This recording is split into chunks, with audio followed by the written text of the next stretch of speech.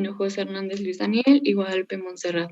El día de hoy la sesión está coordinada por la doctora Verónica Fabiola Morán. Vamos a iniciar con la definición y la fibrosis quística se define como un trastorno autosómico recesivo del transporte iónico epitelial que es causado por mutaciones en el gen regulador de la conductancia en la fibrosis.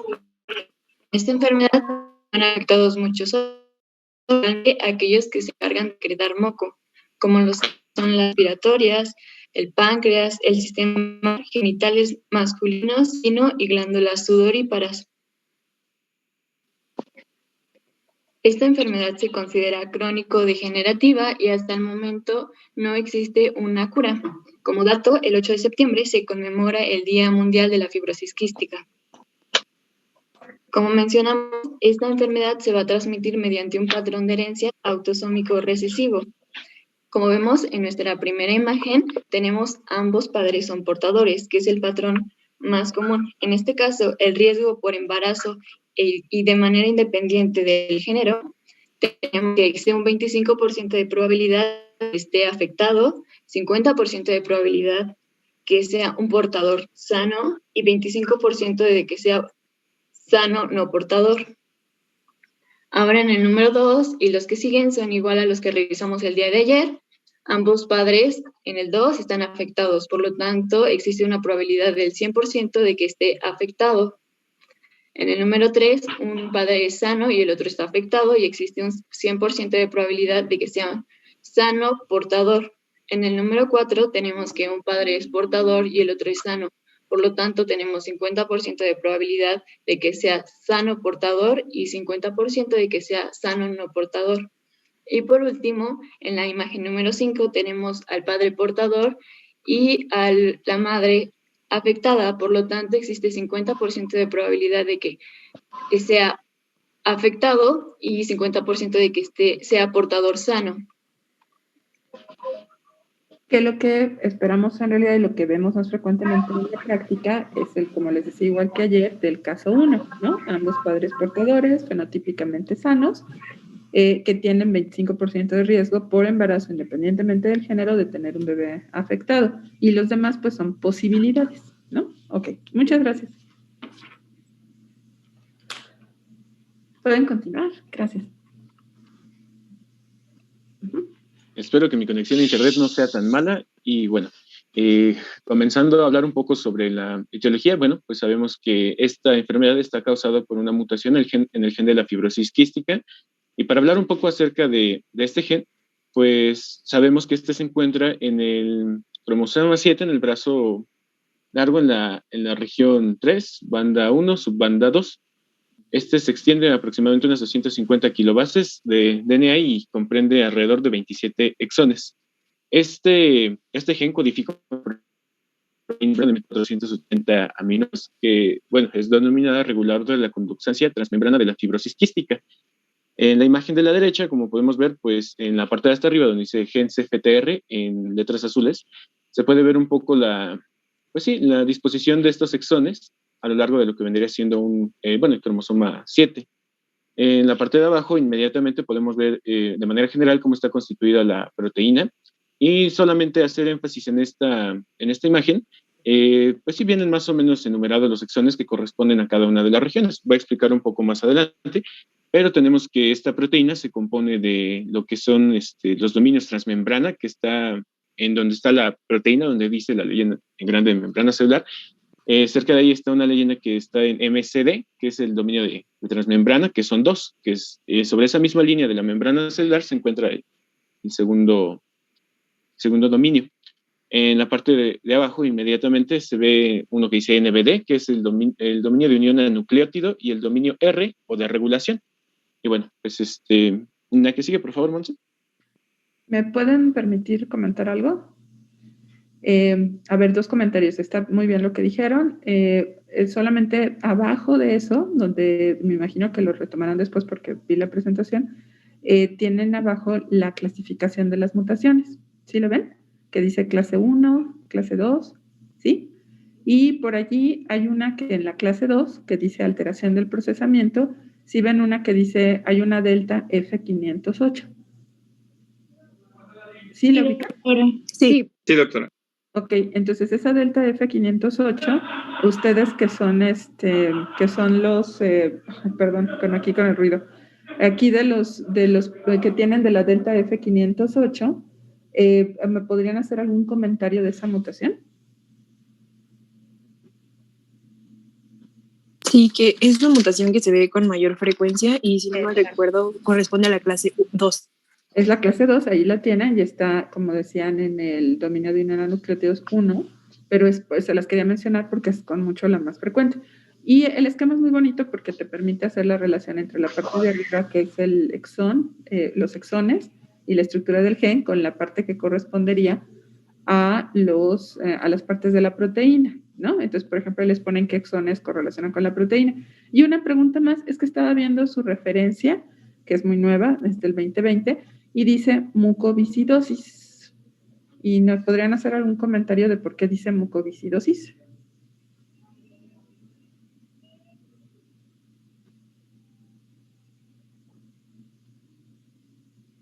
Porque esta enfermedad afecta a la producción de moco.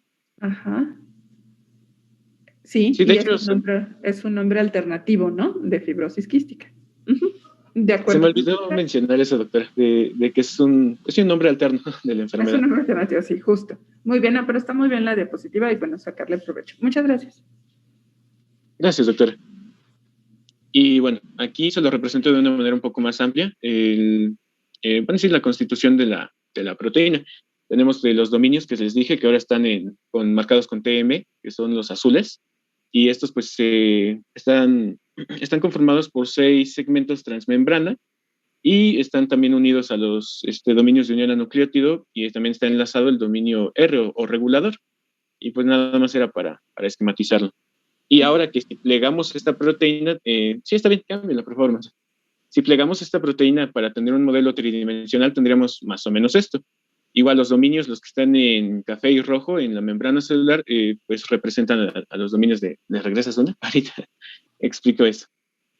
Los dominios transmembrana, abajo tenemos los dominios de unidad nucleótido y el dominio regulador. Es importante más o menos tener una idea de cómo es la estructura, pues también tridimensional, para también comprender la base fisiopatológica, que la voy a explicar más adelante. Ahora sí, la siguiente, Monse. Bueno, pues aquí tenemos más o menos cómo es el funcionamiento. Este receptor pues se activa mediante la fosfocinasa A, que pues sí, hidroliza el ATP y se une al dominio regulador, que es el que aparece en rojo, que dice RD, que inicialmente está inactivo. Una vez que este dominio está activado, facilita el transporte de cloro a través de este transportador, que es una de sus funciones principales.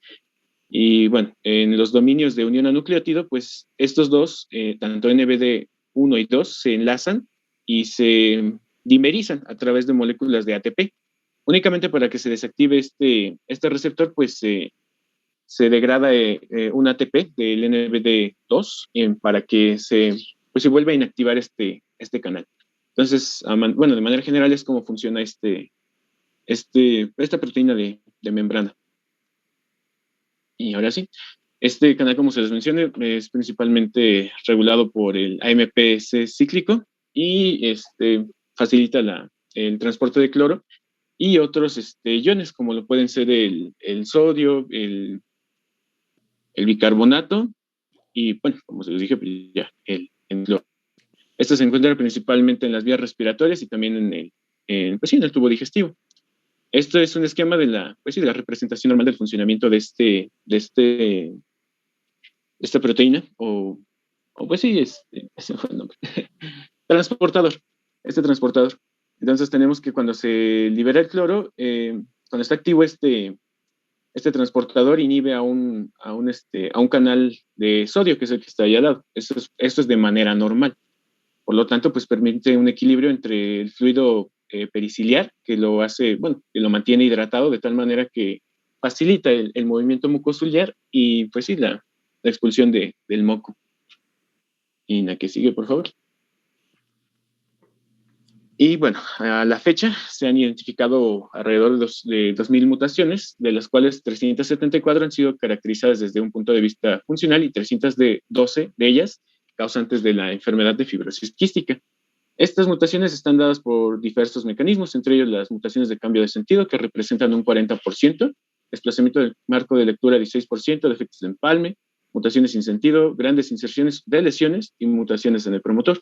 Estas mutaciones van a tener como consecuencia que puede cambiar la estructura de la proteína o también funcionalmente va a alterar a esta proteína. De ahí la fisiopatología también de aquí que también se explica un poco la fisiopatología de la enfermedad.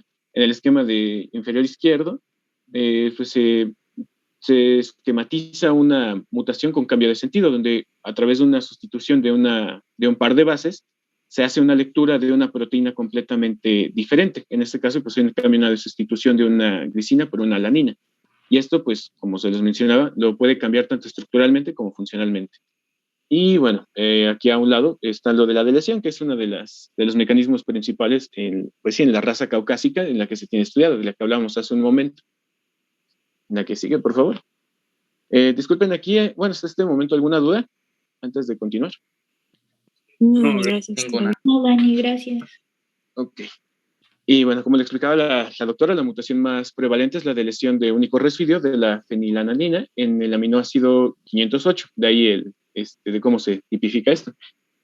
Y esta, pues como se les mencionaba, representa hasta el 70% de la población caucásica. Además de todo esto, también hablamos un poco sobre las clasificaciones y de manera general tenemos seis clases.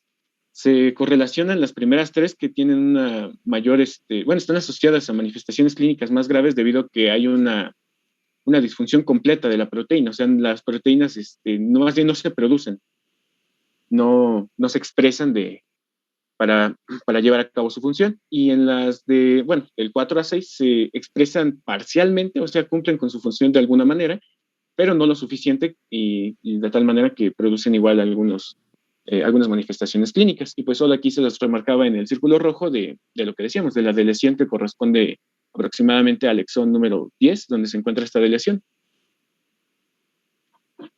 Y bueno, aquí igual de manera general tenemos un esquema de las clases de las mutaciones. Cada uno tiene mecanismos de mutación diferentes, como se los dije, ya hay algunos ahí explicados, unos más frecuentes que otros, pero lo que más quiero recalcar aquí es que, pues sí, el que tengo marcado en rojo es el que representa la deleción que ya hablamos, del aminoácido de fenilalanina en la posición 508. Pues como se les mencionaba, corresponde a la clase 2 y en hay un defecto en el plegamiento de la proteína, de tal manera que es digerido por las proteasas y pues no llega al sitio diana, donde debería estar colocado, que es la membrana celular. Y pues como se los dije, aquí la proteína pues no tiene ninguna función porque se degrada incluso antes de llegar a este proceso de maduración. Entonces, bueno, sabemos que de manera general del ADN se hace un transcripto, después se hace el proceso de traducción y bueno, esto nos va a codificar las proteínas. Los papeles que juegan tanto el retículo endoplásmico como el de Golgi pues están implicados en la maduración y translocación de la proteína. Entonces, bueno, es lo que quería explicar. Y si ya lo ven un poco más a detalle, en cada clase viene igual especificado cuál es el defecto principal que tenemos, por ejemplo, en la clase 1, que aquí no se logra producir la proteína. De hecho, pues el transcripto es inestable y no se puede hacer una traducción de este segmento de ARN. En la 2, como se les explicaba, tiene que ver más que nada con defectos en el plegamiento, o sea, son proteínas anómalas y estas son posteriormente digeridas. En la clase 3, hay un defecto en la regulación del canal, de tal manera que no es permeable, o sea, el cloro no puede salir de ninguna manera, cual sea el mecanismo. Y bueno, estos son los que les dije que pertenecen a los caracteres clínicos más graves. Y del 4 tenemos que hay un defecto en la conductancia del canal, o sea, quiere decir que el canal de cloro es poco permeable a este ion. O sea, sí cumple su función, pero no al 100%. En la clase 5 tenemos una reducción de los transcriptos de tal manera que se producen en menor cantidad de estas proteínas y pues igual está relacionado con actividad deficiente. Y la clase 6 está asociada con una disminución de la estabilidad de esta proteína. Estaba leyendo también acerca de esto y aquí se modifica principalmente su vida media. Esta se vuelve todavía más corta y no da tiempo en lo que se produzca una nueva y pues genera igual esta deficiencia.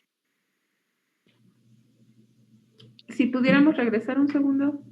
Este es un esquema muy bonito, el que localizaron y lo explicaron muy bien. Quizá para cuestiones tanto un poco como de la clínica, que pueden ver con los pacientes, como de algunos tratamientos y demás que hay, es muy importante ahora identificar el tipo de mutación, porque pues habrá unas, como la ven ahí que les pusieron sus compañeros, la tipo 1, que pues no tienen una proteína, no hay producción de proteína, a, por ejemplo, una que disminuye la estabilidad, ¿no? Como sería la tipo 6. Y fíjense que una cuestión más que tienen abajo es un poco de nomenclatura que les habla también del tipo de mutaciones que pueden tener. No quería pasar por alto, son detalles, les decía una ilustración muy bonita la que consiguieron y la explicaron muy bien, pero ven, por ejemplo, que tienen ejemplos de mutaciones específicas, ¿sí las ven? Sí. Ok, Sí. entonces, por ejemplo, hay nada más nomenclatura en la tipo 2 que los tienen ellos señalados. Ven que allí se las escribieron como F508del. Y en unas diapositivas anteriores, sus compañeros les pusieron delta F508, ¿no? Que es, bueno, es un poco que he cambiado la nomenclatura, pero quiere decir que, si me ayudan sus compañeros, específicamente a qué se refiere. ¿A qué es una deleción de fenilalanina? De fenilalanina 508. En la posición 508 y es súper grave. Y por ejemplo, es interesante, nada más para que lo sepan, ven del lado izquierdo de allí que dice GLI542X. Sí. Ok.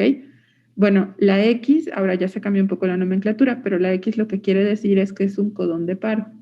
Entonces lo que pasaba es que en lugar de seguir codificando la proteína y la posición 542 tener una glicina, ahí se acababa. Es lo que llamamos una proteína truncada. ¿Sí me explico por qué? Truncada, cortada. Sí, doctora. Sí, sí. Ok, entonces ya esto es importante porque después nos lo van a platicar sus compañeros, pero tiene que ver la relación, hay algo que nosotros llamamos relación fenotipo, que es lo que la manifestación de la enfermedad, con el genotipo. Y se acuerdan que les dijeron, ese es un dato importante, lo vamos a retomar, les dijeron cuántas mutaciones había identificadas a la fecha. Más de Sí, 2000. 2000. Ajá, más de 2000. Más de 2000. Entonces, esto es importante por el efecto que tiene en la proteína, porque a su vez es la correlación que podemos tratar de hacer entre el fenotipo y genotipo y las implicaciones que tiene incluso para manejo y algo que veremos de tratamiento. Ahora sí, muchas gracias. Gracias, doctora. Pasando a la fisiopatología, pues casi todo está explicado con esto, un desequilibrio en el intercambio de iones, como es principalmente el cloro, como se les mencioné, también está el sodio y también el bicarbonato. Para el caso de los pulmones y de los senos paranasales, la fisiopatología se explica a partir de que existe una disminución de la secreción de cloruro, y un aumento de la absorción de sodio. Esto pues hace más espeso el moco, por decirlo de alguna manera, y también adelgaza el fluido periciliar que les mostraba hace unos momentos, que pues está en azul, ¿no? Enseguida de la membrana apical de la célula. Entonces, esto pues va a causar en conjunto un defecto de la depuración mucociliar. Este fluido, como se los dije, se adelgaza y bueno, predomina el moco, de tal manera que el movimiento que hacen los cilios no es suficiente para expulsar este moco y, digámoslo de alguna manera, se queda ahí estancado. Esto pues también puede producir infecciones endobronquiales, también por este mismo mecanismo que está defectuoso, y al momento que se llega a una infección, pues ya se producen fenómenos de inflamación crónica, donde está mediado principalmente por neutrófilos, y progresivamente esto genera cambios anatomopatológicos en el pulmón, como pueden ser bronquiectasias, estenosis bronquiales y fibrosis. Casos similares para los senos paranasales, solo que en este caso, en vez de todas estas manifestaciones que les comenté, en los senos paranasales se observan más que nada pólipos. Y si le das una más 11, espero que se vea la imagen ilustrada. Esto es más o menos lo que ocurre. Tenemos del lado izquierdo un movimiento ciliar o este mecanismo de depuración mucociliar intacto, que es normal, que desplaza el moco, y en el otro que está la fibrosis quística, que se hace en el desgastamiento, como se los dije, de este fluido periciliar, y se concentra más el moco. Y cuando esta imagen se tiñe un poco de color gris, es porque representa la sobreinfección bacteriana. Entonces, pues este tipo de pacientes son muy susceptibles a infecciones por diversos patógenos que vamos a revisar un poco más adelante. En cuanto al sistema digestivo, pues está el páncreas, que también es de los órganos principalmente afectados, que igual como se les mencionaba, pues todo está basado en una deficiencia en este transporte de iones. Aquí pues hay una disminución de la secreción de cloruro y bicarbonato, de tal manera que igual se hace un moco muy espeso, porque recordemos que también el páncreas exocrino tiene esta función de secretar moco y también bicarbonato. Entonces este moco se hace más espeso, lo que conlleva una obstrucción de los conductos pancreáticos. A su vez esto genera una dilatación acinar, y como está obstruido la vía pancreática, la exposición del páncreas a las enzimas digestivas que contienen los componentes pancreáticos, estos generan lesiones fibroquísticas en el páncreas. Esto pues ya sucede de manera crónica. No encontré alguna imagen que explicara mejor esto, pero sí me interesa que quedara un poco claro. En cuanto a los intestinos, pues se han visto que, bueno, sí, en estudios microscópicos se obstruyen las criptas intestinales por esta sobreproducción de moco que es viscoso, ¿no? También esto en los fetos produce un meconio viscoso y puede obstruir gravemente el intestino. También se ha correlacionado esta obstrucción con defectos del desarrollo del intestino, como son atresia o estenosis de las porciones yeyunal o iliar. En el caso del hígado, pues de manera similar, se obstruyen las vías biliares y esto genera una esclerosis. En el caso del hígado no es muy frecuente que se generen infecciones así como en la vía respiratoria, que era lo que decíamos, ¿no? O sea, igual puede generar una sobreinfección bacteriana, pero no es el caso del hígado. También se ha visto que uno de los órganos más susceptibles a alteraciones en esta proteína, la CFTR, son los conductos de Wolff en parte del desarrollo embrionario. La fibrosis quística está fuertemente asociada con una azoospermia debido a que estos conductos no se desarrollan bien. Entonces los conductos diferentes no están presentes, no tienen en el paciente. Y aunque los tenga, es muy probable que este paciente tenga problemas de azoospermia obstructiva, debido a que pues, la misma concentración del moco y se hace muy espeso, no es propicio para la expulsión del esperma. Entonces genera una azoospermia obstructiva.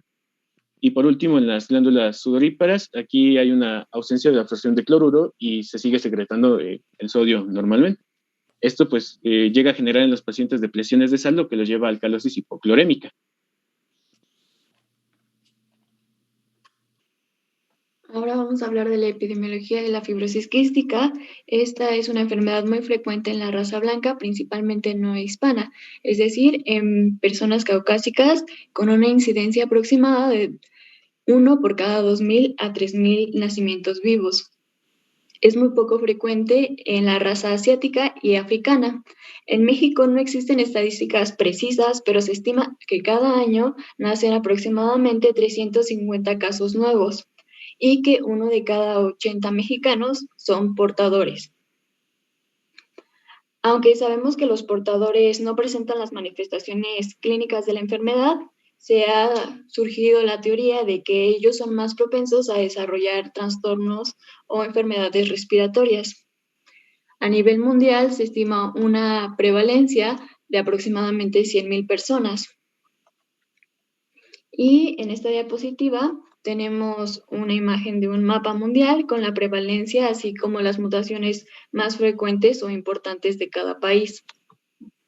Si nos enfocamos únicamente en México, se describe una prevalencia de 1 por cada 8.500 nacidos vivos y las mutaciones más frecuentes que se mencionan, por ejemplo, es la que nos mencionaba la doctora, en la cual existe un codón de terminación prematura que va a sustituir a la glicina en la posición 542.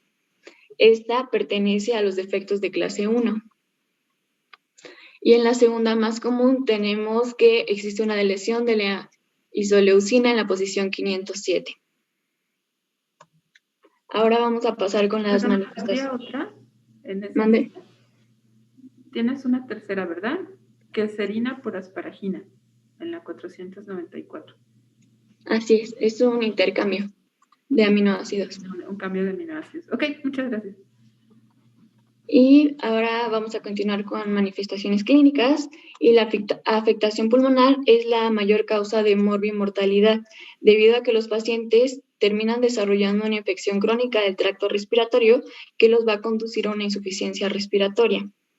La tos va a ser el principal síntoma y también uno de los síntomas más precoces. Este se va a desarrollar como un medio para eliminar las secreciones hiperviscosas que se encuentran obstruyendo la vía aérea.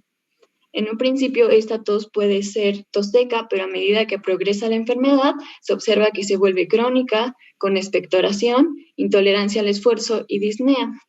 Esto tiene mucho que ver con la colonización bacteriana, y es que en la mayor parte de los individuos que padecen fibrosis quística, incluso al primer mes de vida, ya tienen alguna infección, ya sea por Staphylococcus aureus, Haemophilus influenzae o Pseudomonas aeruginosa.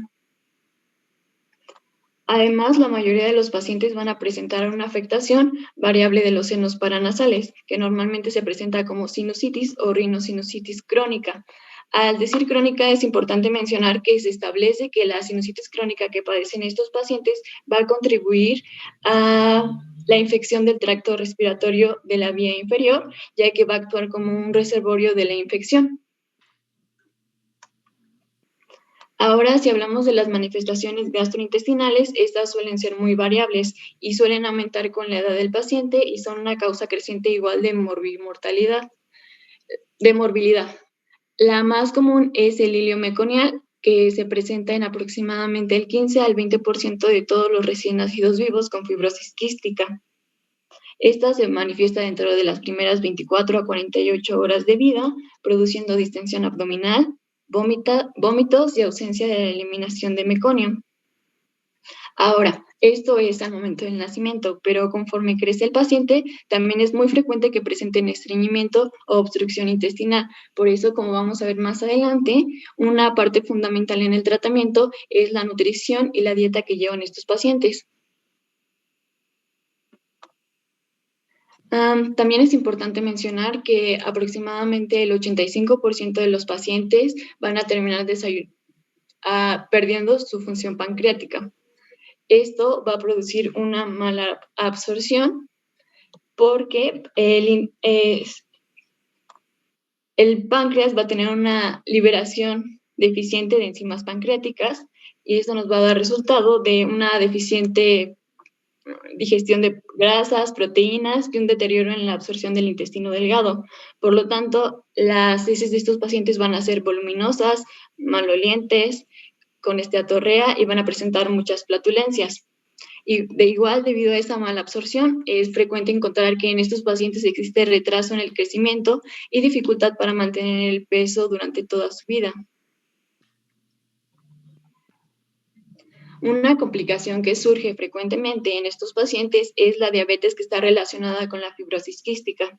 Su incidencia es alta, aproximadamente el 25% de todos los adolescentes desarrollan diabetes y cuando un paciente tiene más de 30 años, la frecuencia es del 40 al 50%. Se considera que la diabetes se va a desarrollar porque existe una deficiencia de la insulina por destrucción de los islotes, pero también se tiene correlación con fenómenos inflamatorios, ya sean sistémicos o locales, por los cuales está cruzando el paciente. Ahora vamos a ver las alteraciones a nivel de hígado y vía biliar. Esta, como mencionó mi compañero Dani, se produce por una obstrucción de los conductos biliares. Aunque no mencionan que sea tan frecuente, nosotros debemos de pensar en ella si el paciente cursa con ictericia, ascitis o hematemesis, que esta sería secundaria porque el paciente desarrolle varices esofágicas. Ahora, en afectación del sistema reproductor masculino, la mayoría de los pacientes varones con fibrosis quística son infértiles. Esto es porque tienen azoospermia por una ausencia o atresia de los conductos deferentes. Y como vimos, esta se produce desde la etapa intrauterina. Y por último, tenemos a las manifestaciones por las glándulas sudoríparas. En esta va a existir una pérdida excesiva de sal con el sudor y esta sal puede formar escarcha en la piel por la sal y un sabor salado. Incluso aquí en un principio de la enfermedad había como un dicho que decía, ay de aquel niño que al ser besado en la frente sabe salado, pues está embrujado y pronto deberá morir. Y esto también es que los pacientes con fibrosis quísticas eliminan 4 veces más sodio por el sudor que los sujetos sanos. Bueno, en cuanto al cribado de la fibrosis quística, esto se puede hacer desde la fase preconcepcional. Una vez que una mujer decida embarazarse, se puede hacer una detección más o menos en un 90% de algunos grupos étnicos. Esto varía un poco porque, como lo vimos, la distribución epidemiológica de ciertas mutaciones no es la misma para cada región. Entonces, pues los datos que tengo en esta diapositiva son principalmente de Europa. Entonces, en estos casos se detecta la presencia de ciertas mutaciones mediante un panel estándar de mutaciones de fibrosis quística. Este consta de 23 genotipos y, pues, como se les mencioné, esto puede ayudar a detectar a los portadores con un 90% en la población. Además de esto, pues, en la detección es importante también asesorar a las personas en que cuando ambos progenitores son o tienen resultados negativos ante este panel, las posibilidades de que tengan un hijo enfermo es en 232.324 de tener un hijo enfermo. Cuando solo uno de los progenitores es negativo y el otro es positivo, es 1 entre 964 de tener un hijo enfermo. Y cuando ambos son positivos, pues se reduce demasiado y es de 1 a 4 para tener un hijo enfermo. Que yo supongo que lo que están diciendo es en relación a, pues no sé, que hubiera una posibilidad de mutaciones de nuevo, una cosa así, pero en realidad el riesgo que nos interesa recordar es el que tienes de ambos positivos, pero en el sentido de positivos para portadores, ¿no? Por eso te está dando un riesgo de 1 en 4, que en porcentaje sería 25%. 25%, que es el riesgo que hemos estado manejando para las enfermedades autosómicas recesivas de la forma clásica, ¿no? Ok. Bueno, y otra cosa más, perdóname, me regresas una. La que tienes ahí de panel de mutaciones estándar, nada más quería ver porque sí tienen la combinación o lo que están revisando. Por ejemplo, otra vez de la que es frecuente aquí en México, la G542, que ahí les ponen X, y que abajo hay una que es arginina 117H, ¿no? Que sería R117H, que es de histidina. Y está bien que ocupen el término cribado, pero en nuestro país, quizá el término que estamos más familiarizados es el de tamizaje, ¿no? Entonces no hablamos de cribado neonatal, que no sería incorrecto, sino que aquí lo mencionamos como tamiz neonatal. Ok, muchas gracias. Gracias, doctora. Y bueno, antes de cambiar de diapositiva, pues también, si no se realiza el asesoramiento preconcepcional, una vez que la madre ya está enferma y aún así quiere tener este asesoramiento, también se puede tomar una biopsia de las vellosidades coriales para hacer un análisis del DNA alrededor de la semana 10 a 12. Pero más que es que está enferma, es que está embarazada, ¿no? A eso te referías. Sí, perdón, me equivoqué. De acuerdo, porque la enferma no sería ella en todo caso. Bueno, no, podría ser, ¿verdad? Podría ser. Ok. Y bueno, cambiando un poco el término, pues el tamizaje neonatal. Privado está bien, ¿eh? Está bien, además, para dejarlo en claro la palabra. Sí, doctora, muchas gracias. También se hacen estudios, pues sí, hematológicos, que uno de ellos es la concentración sérica de tripsina inmunoreactiva. Este se hace con la prueba del talón o prueba de Guthrie. En esta, pues, se obtiene una muestra de sangre seca, que como lo podemos ver en la imagen de la derecha, en abajo. Esta pues se pone en las tiras o el cartón. Esta se aplica ahí y posteriormente se envía a los laboratorios. El problema con esta prueba es que no es específica para fibrosis quística, sino que puede haber elevaciones transitorias de esta enzima en otras enfermedades. Entonces, esta prueba se debe realizar en los primeros días de vida, preferentemente entre el tercero y quinto día de vida. Debido a que su sensibilidad y especificidad es muy baja, este estudio se complementa, lo vamos a ver un poco más adelante, se complementa con hacer un estudio del DNA. Este estudio pues es un híbrido, solamente se llama TIR-DNA. Pues aumenta su sensibilidad del 85 al 90%, lo que nos ayuda a identificar a los pacientes con la enfermedad. Que sigue, por favor. Y aquí tenía una duda, doctora, es que este esquema supuestamente está tomado de los protocolos que tienen en Reino Unido. Eso también decía la bibliografía, que estos estudios están muy limitados a ciertas poblaciones. Pues, generalmente son los países de primer mundo, Estados Unidos, Reino Unido, entre otros. En el caso de este esquema, en la parte casi central, dice análisis de DNA 4 mutaciones. Solo no entendí muy bien a qué se refería, porque lo estuve leyendo y no vi que hicieran énfasis en explicar esto. Pues mira, este esquema es un esquema general, que es como una guía de lo que se puede hacer cuando tienes una sospecha diagnóstica, sobre todo de un recién nacido. Entonces, es una sugerencia de cómo se debe de llevar a cabo y puede variar por región, pero mira, por ejemplo, para seguirlo, primero se hace la toma de muestra en papel filtro, por eso les dice de muestras de sangre seca para hacerse el estudio que se llama de tripsinógeno inmunoreactivo. Y no te lo ponen tampoco, bueno, del lado derecho sí, el valor de corte, ¿no? Que lo tienen. Pero dependiendo de eso, si sale negativo, le ponen allí valor de corte 0, pues no sospechas fibrosis quística y ahí se acaba pues, ¿cómo decirlo? Como el flujograma, ¿no? Hasta ahí se queda. O, por ejemplo, sale un valor de corte que es un poquito más alto de lo que ellos tienen y entonces siempre que en cualquier prueba de tamizaje, acuérdense que es tamiz, entonces detecta los casos positivos, pero hay que corroborarlos con una segunda prueba. Y si vuelve a salir positiva, y esto hay que fijarse muy bien en los flujogramas, entonces hay que buscar una prueba que sea como confirmatoria, ¿no?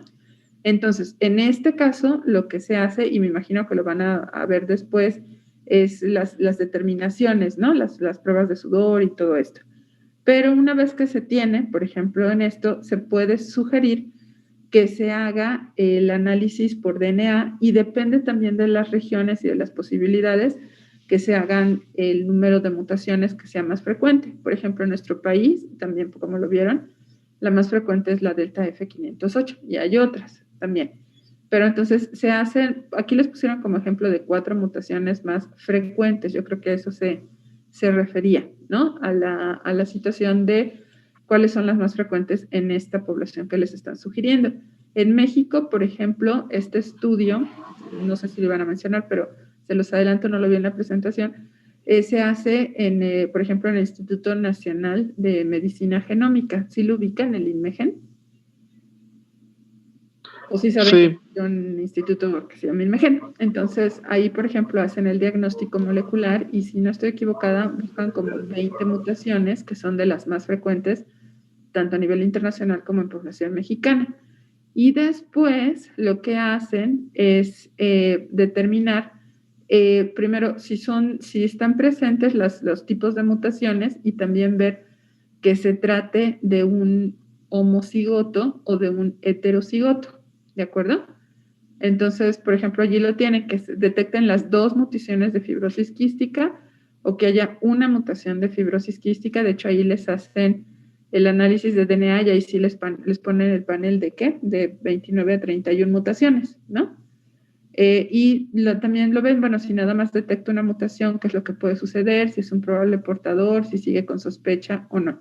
Pero aquí también lo que tendríamos que ver en este algoritmo es la situación de que primero es la clínica. Y una cuestión que les quería mencionar, que estuve escuchando la descripción, que es muy buena de sus compañeros, es que la clínica también está en correlación con la edad. La 4ª dimensión de los síndromes, creo que ya se los había comentado para que se acordaran con la frase, es el tiempo. Entonces, en un recién nacido podremos tener ileum meconial, en un niñito más grande podríamos pensar en niños que no suben de peso, que tienen muchas infecciones respiratorias o incluso más adelante problemas de infertilidad, que es por lo menos, ¿no? Es lo menos frecuente. Pero a eso se refieren, a este tipo de análisis de mutaciones, ¿no? ¿Cuántas voy a hacer? Y si puedo corroborar que se trata de un heterocigoto o de un homocigoto, o incluso a esa situación de no se detectan mutaciones, bueno, hagan de cuenta, cuando la clínica dice que es fibrosis quística y no se encuentran las mutaciones en el panel es lo más frecuente. Entonces, ¿qué deberíamos de pensar?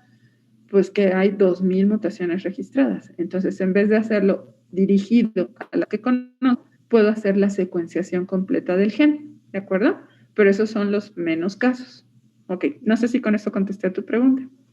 Sí, doctora, muchas gracias. Es que sí, no abordaban a detalle el esquema y por eso era mi duda, porque ahí venía solo 4 mutaciones, pero no especificaba nada. Sí, ok. Gracias, doctora. Y bueno, bien lo dijo la doctora, tenemos algunos estudios que nos ayudan a orientarnos o para tener la sospecha de un diagnóstico de fibrosis quística, pero este se confirma mediante estudios de DNA. Como se les mencioné, uno de ellos era el el tripsinógeno inmunoreactivo y el otro es el examen de cloro en sudor o test del sudor. Este se desarrolló desde 1959 y sigue siendo parte fundamental del diagnóstico. Este se realiza aplicando pilocarpina para, pues sí, favorecer la sudoración y se determinan las concentraciones de cloruro en el sudor. Del lado izquierdo tenemos las indicaciones para realizar este estudio, que de manera general pues, son los síntomas respiratorios, diarrea crónica, retardo, como decía la doctora, de crecimiento y ganancia también de peso, deshidratación hiponatremica, entre otras. Lo importante aquí, y cabe señalar, es que entre más oportunamente se haga el diagnóstico o sea más precozmente, es mejor identificar a estos pacientes desde casi el nacimiento. Y pues al lado derecho tenemos los valores de corte de referencia para el diagnóstico o la sospecha de fibrosis quística. Pero espérenme allí un momentito. Esto que les están poniendo sus compañeros es muy importante porque miren, pueden tener la sospecha clínica, pero vamos a suponer que fuera un paciente recién nacido y les hacen el tamiz, ¿no? Con el tripsinógeno. Y entonces sale positivo. Y se lo repiten y sale positivo. Entonces, lo que sigue en la guía rápida, incluso que es de México, es hacer el test del sudor, ¿ok? Como este. Y entonces, el test de sudor, como ven, les ponen los valores de corte de más de 30 a 60 o mayor de 60, ¿de acuerdo? Entonces, si ustedes, como ven, tienen de 30, es fibrosis quística muy improbable o está descartado. Si está entre 30 y 60, les piden incluso que repitan el test para estar seguros de si hay alteración o no. Y si sale con esta alteración, ok, 60 milimoles, entonces sí ya se establece el diagnóstico por este método de fibrosis quística. Y luego lo que hacemos es hacer el estudio del DNA. Entonces aquí como que el valor que más nos interesa para poder establecer que sí se trata de un caso de fibrosis quística es este que les están poniendo aquí de más de 60 milimoles por litro. ¿Estamos de acuerdo? Entonces allí sí, y lo que seguiría en el análisis sería el análisis de DNA. ¿Sí? ¿Estamos de acuerdo? Sí, doctora. Sí, doctora. Ahora vamos a continuar con el tratamiento y como mencionamos en un principio, para esta enfermedad no existe un tratamiento que cure la fibrosis quística, por lo cual este se va a dirigir únicamente a tratar los órganos afectados y a prevenir las complicaciones. De manera general, podemos abordar a este como un aclaramiento de la vía aérea, tratamiento antibiótico, nutrición y ejercicio. Vamos a iniciar a hablar sobre el aclaramiento de la vía aérea, el cual tiene como objetivo mejorar la hidratación de la vía respiratoria y de esta forma eliminar las secreciones que obstruyen la vía aérea. En la terapia inhalada se encuentra con el suero hialino hipertónico al 7%, el cual va a actuar como un agente hiperosmolar que va a arrastrar el agua hacia la vía aérea, rehidratando el moco y la capa del líquido periciliar. De esta manera va a mejorar la limpieza mucociliar. Este suero salino se tiene que administrar de 2 a 4 veces al día.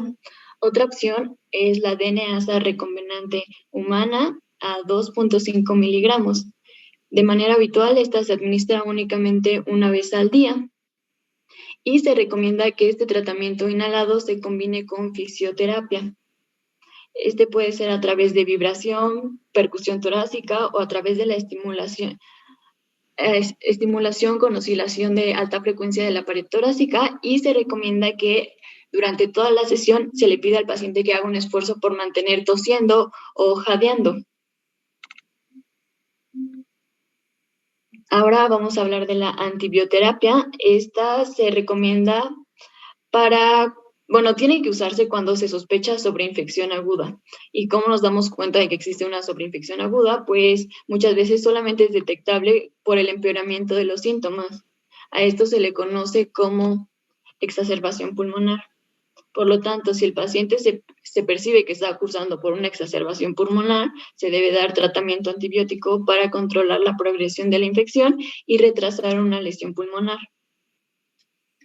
Ahora en esta diapositiva les agregué una tabla donde se menciona la vía de administración de los diferentes fármacos, ya sea oral, intravenosa o en aerosol, los microorganismos con los cuales actúan los fármacos diferentes, las dosis y el número de dosis en 24 horas. La vía de administración va a depender tanto del criterio médico como del estado del paciente. Muchas veces en estos pacientes es necesario hospitalizarlos. Ahora vamos a continuar con el tratamiento para alteraciones digestivas. En este caso se va a recomendar el uso de enzimas digestivas. La dosis a administrar es de 40.000 a 80.000 unidades de lipasa por comida principal. En las otras comidas únicamente se tiene que administrar la mitad de esta dosis. Se tiene que administrar con un tentepié o con la comida del paciente y muchos pacientes van a necesitar un tratamiento con inhibidores de la bomba de protones. Esto es para corregir el pH ácido que se encuentra en el duodeno y va a tener este pH ácido debido a una falta de secreción pancreática exócrina. Después también tenemos el suplemento de vitaminas y minerales. Esto es porque, como ya revisamos, en la insuficiencia pancreática va a impedir o produce una mala absorción de las vitaminas liposolubles. Por lo tanto, se tiene que hacer un reemplazo de vitaminas A, D, E y K. Y por último, tenemos que para evitar el tratamiento y la obstrucción intestinal se debe aumentar el consumo de fibra en estos pacientes, que se mantengan hidratados y con frecuencia se recomienda que se utilice diario polietilenglicol o cenócidos como segunda opción para evitar este estreñimiento y la obstrucción intestinal. Por último, vamos a hablar de los moduladores del receptor. Me olvidó el nombre. Del receptor de conductancia transmembrana de la fibrosis quística. Y aquí les puse una tablita en la cual menciona cuáles son los moduladores que están aprobados actualmente por la FDA y cuál es su mecanismo. No, solamente cuál es la indicación. Tenemos el Ivacaftor, que está autorizado para pacientes mayores de 2 años de edad y que tengan mutaciones de la clase 3 o 4. Y aquí también viene cuál es la dosis habitual recomendada. Después tenemos Lumacaftor con Ivacaftor, que igual está recomendado en pacientes mayores de 2 años que sean homocigotos para la mutación que ya vimos que es la más frecuente. Ahora vamos a hablar de cómo actúan estos moduladores. Puede que sean potenciadores o correctores. Aquí se mencionan muchos otros más, pero de acuerdo a lo que leí, estos aún están en investigación, por lo tanto solamente les voy a mencionar a los potenciadores y a los correctores. Los potenciadores van a activar al receptor, es decir, incrementan la probabilidad de que el receptor se encuentre abierto y van a regular su apertura. Como vimos, estos van a actuar en la clase 3 y 4 y los correctores van a favorecer el plegamiento de la proteína mutante, lo que permite que escape de la degradación en el retículo endoplasmático y permita llegar a la superficie celular. Eso nos proporcionaría una mayor expresión. Y por último tenemos al trasplante pulmonar, que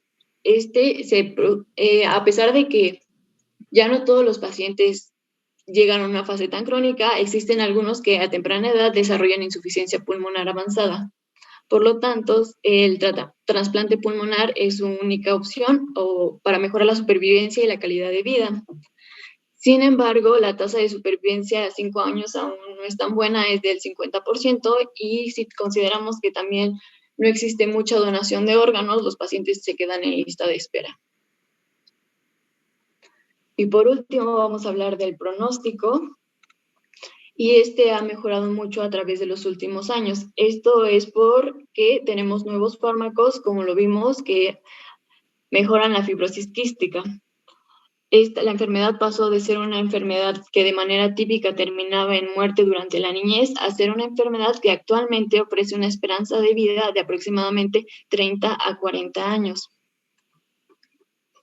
Aquí les puse una gráfica donde se registró el promedio de supervivencia para los pacientes con fibrosis quística en los centros de fibrosis quística de Estados Unidos desde el año 1980 hasta el año 2012, en la cual, si observamos, la esperanza de vida pasó de ser de aproximadamente 25, 26 años hasta 37 años aproximadamente.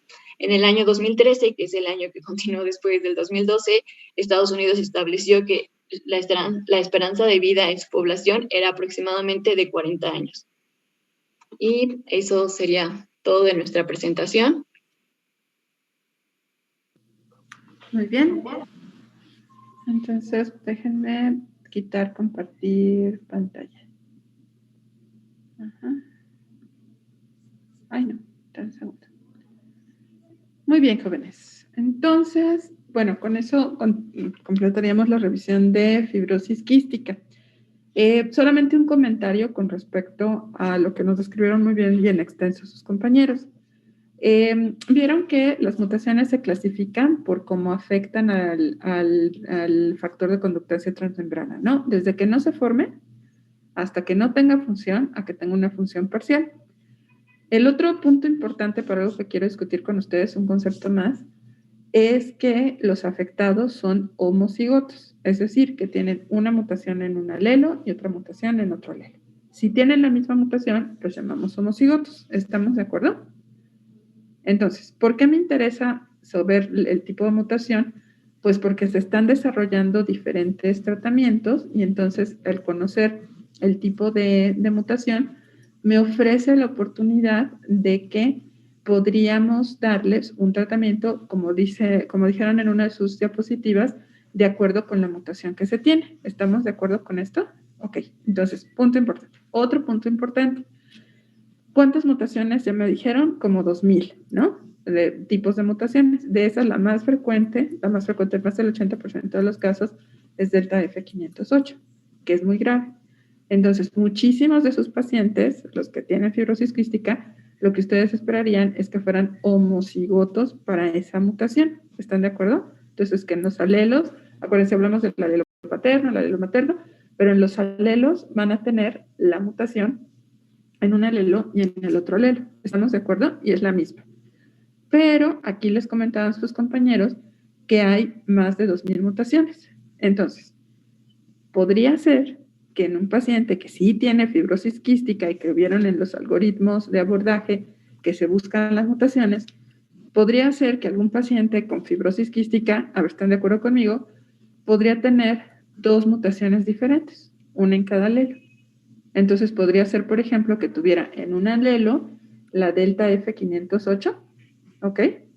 Y la otra, para que se acuerden de una que se las mencioné, es la R117H. ¿Están de acuerdo? Entonces, yo sé que si es homocigoto para la 508, ¿cómo va a ser su fenotipo? Muy grave. Pero sí sabemos que la R117H, que es arginina, que cambia a histidina en la posición 117, no es tan grave. Entonces, un homocigoto para esta mutación, o sea, que los 2 alelos tuviera la misma mutación, no estaría tan gravemente afectado. ¿Sí me explico con esto? O sea, sí tendría fibrosis quística, pero no tan grave.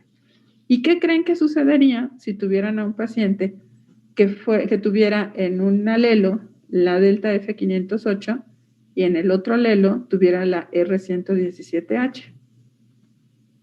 Pues también estaría enfermo por lo de los heterocigotos compuestos, ¿no? Eso es, pero ya que te me adelantaste, Juan Pablo, que lo vimos ayer, entonces tú les vas a explicar lo del heterocigoto compuesto. Pero primero contéstenme, espérame. Primero contéstenme para nuestros compañeros.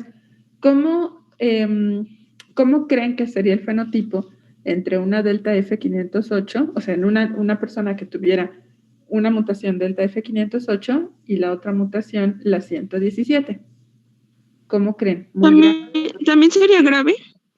Sería grave, pero ¿qué tan grave si lo compararas con un homocigoto para 508? Pues menos grave.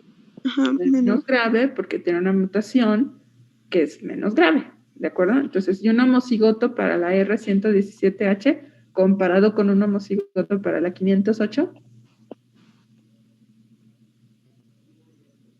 ¿cómo creen? ¿Sería más grave o menos grave? Menos grave. ¿Más grave o menos? Igual. No. Por eso les decía que era importante la correlación fenotipo-genotipo. Delta F508 es muy grave y R117H no es tan grave. Sí les da fibrosis quística, pero no tan grave, ¿de acuerdo? O sus manifestaciones. Entonces, si tienen un homocigoto para 508, delta F508 es muy grave.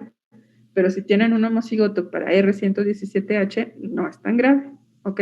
Entonces aquí la pregunta es, si tienen una persona que tuviera un alelo delta F508 y otro 117H, ¿cómo esperarían que fuera el fenotipo? Sería más grave porque para un homocigoto del 117, que es menor la afectación, pero es menos grave que para un homocigoto para delta F508, que es más grave. ¿Sí me estoy explicando? Sí. ¿Ok? Entonces, siguiente punto antes de cederle la palabra a Juan Pablo. Aquí estamos hablando de homocigotos para una o para otra mutación, que quiere decir que en los dos alelos tienen la misma mutación. Pero el ejemplo que les puse que una mutación está en un alelo y la otra mutación está en el otro alelo, es una situación que se llama, Juan Pablo, de...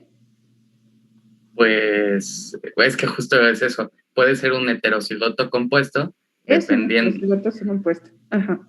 Es que había, como ayer nos lo dejó, bueno, dejó que lo buscáramos, encontré que hay dos tipos. Puede haber un heterocigoto compuesto, que es cuando los dos alelos anormales o mutados están en un mismo locus, y también que había otro que era el heterocigoto doble, que también tiene dos mutaciones genéticas diferentes, pero ya van a estar en dos locus distintos. Sí, pero aquí digamos que a lo que se refiere, el segundo, ¿cómo dijiste que lo encontraste con el nombre? Heterocigoto doble. No, los dobles heterocigotos es cuando tienes en dos genes diferentes. Okay. ¿Sí me explico? O sea, que tienes una mutación en uno y otra mutación en otro gen, pero aquí estás hablando del mismo gen. Del mismo, entonces compuesto. El mismo gen, sí, son heterocigotos compuestos, pero lo que me interesaría mucho que les quedara claro serían el concepto de heterocigoto compuesto. ¿Por qué sería heterocigoto? Tengo yo otra definición, doctora. Porque tiene dos mutaciones diferentes. Ajá, pero sí estoy de Pero acuerdo. ambas son patológicas. Ambas son patológicas, ese sería otro concepto. ¿Algún dato más? Que dos alelos mutados están en el mismo gen. Están en el mismo gen, pero no en el mismo alelo. ¿Sí me explico? Sí. A ver. Sí.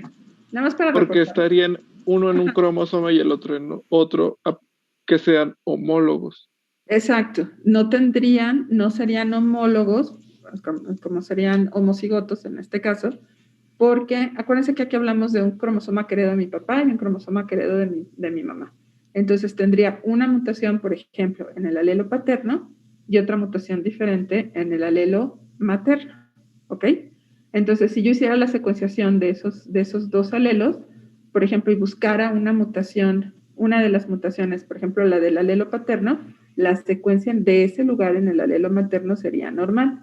Y si buscara la del alelo materno, la mutación del alelo materno, la secuencia sería normal en el alelo paterno, ¿de acuerdo? Entonces son heterocigotos para cada una de las mutaciones. Entonces, ¿por qué tienen la enfermedad? Porque se suma el efecto. ¿Sí me explico con esto? Se suma el efecto. Para fines prácticos y aspectos funcionales, no funciona el gen porque tiene dos mutaciones, como bien lo decían acá Rodrigo, tiene dos mutaciones, una en cada alelo, que me están afectando la función de esa proteína. ¿De acuerdo? Entonces no es homocigoto, no, porque no son las dos mutaciones igualitas. Es heterocigoto para cada una y me da la enfermedad al tener la suma de la acción de esas dos mutaciones. Entonces por eso le llamamos heterocigoto compuesto. ¿Sí se entendió este concepto? Sí. Y es importante el revisarlo en fibrosis quística porque hay más de 2000 mutaciones. Entonces, aunque haya unas muy frecuentes, imagínense, pueden tener por casualidad pues diferentes mutaciones en esos alelos. ¿Sí me explico? En un mismo paciente. ¿Sí? ¿Todos de acuerdo? Sí, doctora. Sí. Muy bien. Perfecto. Entonces, pues bueno, con esto terminaríamos el tema de fibrosis quística y de acuerdo con su programa, con esto completamos déjenme ver el programa, con esto completamos lo de enfermedades monogénicas. ¿Estamos de acuerdo?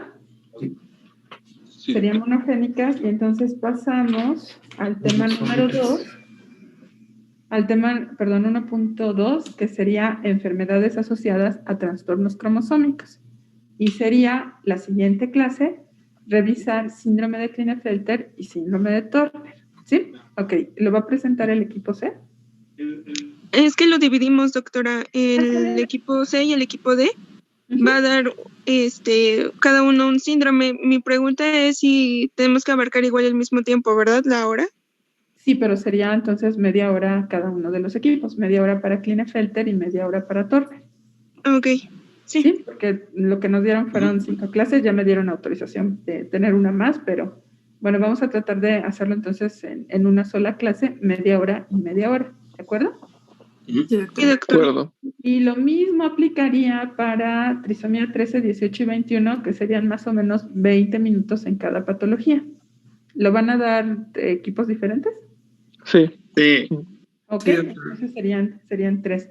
Y estoy viendo aquí que Luis Daniel compartió un archivo. Sí, doctora, era lo que iba a comentar al final, antes de terminar la sesión. Es una infografía acerca de los blancos de tratamiento, de lo que se comentaba al final de la presentación de fibrosis quística. Igual nos puede ayudar un poco a entenderlo. Y viene muy bien descrito en esa infografía. Ok, perfecto, muy bien, pues para verla. Muchas gracias. Bueno, Gracias. bien, jóvenes, entonces el lunes sería nuestra siguiente clase y quería nada más para ponerme de acuerdo y mandarle a Luis el link, que podríamos tener la clase a las 9 de la mañana. ¿Les queda bien? Porque tienen, creo, actividad con la doctora, por lo menos con la doctora Mariela a las 10, ¿no? Sí. Ok, entonces puedo poner la clase a las 9 de la mañana. Perfecto, Sí. muy bien. Entonces, para mandarle el link a Luis. Perfecto, muy bien. Perdón, es que yo entré un poquito tarde, tuve ahí un Sí, problema de ¿verdad? comunicación. Sí, Lisbeth Ávila. Sí, ok, pero ya contigo ya estamos entonces completos. Sí, vi Ok, que gracias, iba un poquito, pero me dijeron que tenías problema para conectar. Sí. De acuerdo, entonces tuvimos también completos esta clase. Muy bien, jóvenes, pues cuídense mucho. Nos vemos el lunes. Gracias, Gracias, doctora. doctora. Cuídese. Gracias, Esté doctora. bien. Gracias, bye.